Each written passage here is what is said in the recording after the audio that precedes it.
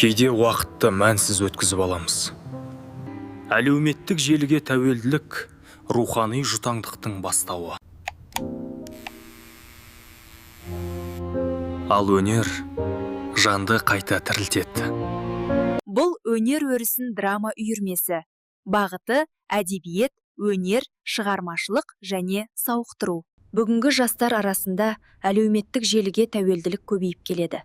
Рухани жұтаңдық пен уақыттың мәнсіз өтуі біздің басты өзекті мәселеміз. Драма жанрында терең талдау. Сахналық сөйлеу сөздің қуатын ашады. Әдебиетті сахналау адамды тереңдікке жетелейді. Командалық жұмыс өнердің жүрегі. Біз заманауи сахна технологияларын меңгереміз.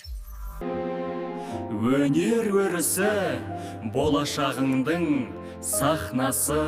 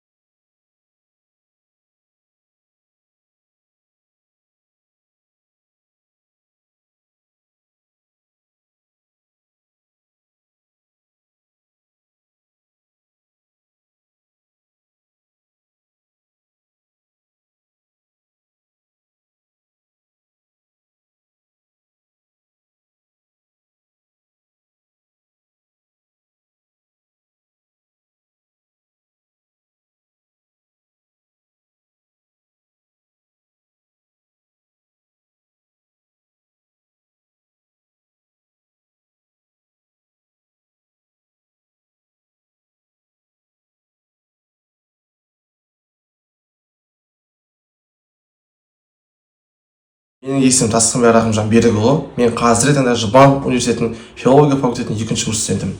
Мен ең алғашында 4-ші сыныптан бастап биология пәніне қатты қызықтым, яғни дәрігер маманын таңдағым келді.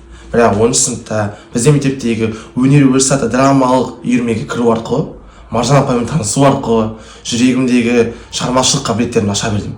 Нәтижесінде мен жоғалған жұрнақ атты шығармадағы ең алғашқы басты кейіпкерді ойнадым. Сонымен қатар Есірек Есен атты кейіпкерді ойнау арқылы өзімнің шығармашылық деген қабілеттерімді арттым. Нәтижесінде қазір жұбанов университетіне әдебиет пәнін таңдадым. Себебі менің шығармаға деген шығармашылық қабілеттерімді ашып, поэзия деген нәрсеге және көптеген осындай романдарды оқуға деген әдебиетке деген махаббатын ашқан осы апайым. Нәтижесінде қазір жұбанов университеті бойынша мен 2023-2024 жылдың ең үздік сценаристі, жас қаламгер клубының басшысы, сонымен қатар поэзиялық кештердің режиссер, сценаристі деген рөлдерді атқарып жүрмін.